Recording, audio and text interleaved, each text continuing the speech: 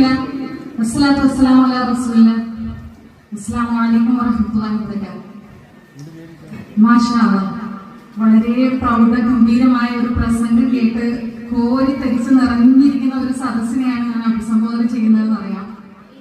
ഒരുപാട് സമയം നമ്മുടെ ദീന് നാം എന്ത് ശ്രദ്ധിക്കണം, നാം എങ്ങനെ ജീവിക്കണം എന്നതിന് വളരെ വ്യക്തമായ മാർഗരേഖ പരിശുദ്ധ ഖുർആനിലൂടെയും മറ്റും നമുക്ക് നൽകിയിട്ടുണ്ടെന്നും അത് നാം എത്രത്തോളം ഗൗരവത്തിൽ കൈകാര്യം ചെയ്യണം എന്നതിനെ കുറിച്ചും വ്യക്തമായ ധാരണ കിട്ടിയ ഒരു സദസ്സിലാണ് ഞാൻ നിൽക്കുന്നത്.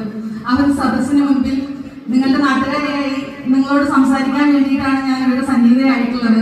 പ്രത്യേകിച്ചും എന്നോട് പറഞ്ഞിട്ടുള്ളത് ടീനേജുകാരായിട്ടുള്ള കുട്ടികളോട് സംസാരിക്കുക എന്നുള്ളതാണ്.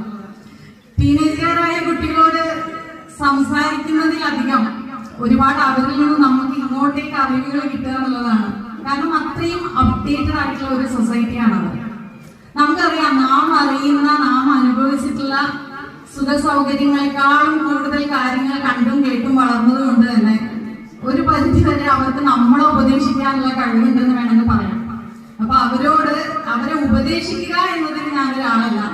എന്നാലും നേരത്തെ സൂചിപ്പിച്ച പോലെ നിരന്തരം കോളേജ് സ്റ്റുഡൻസുമായിട്ട് സംവദിക്കുന്നതിന്റെ ഭാഗമായും അവരുടെ അനുഭവങ്ങളും അവരോടുള്ള സംസാരങ്ങളുടെയും ഭാഗമായിട്ടുള്ള ചെറിയ ചെറിയ കുറച്ച് കാര്യങ്ങൾ, അവരിൽ നിന്ന് കിട്ടിയിട്ടുള്ള കുറച്ച് ഫീഡ്ബാക്കുകൾ, അതൊക്കെ നിങ്ങളുമായിട്ട് ഷെയർ ചെയ്യാം.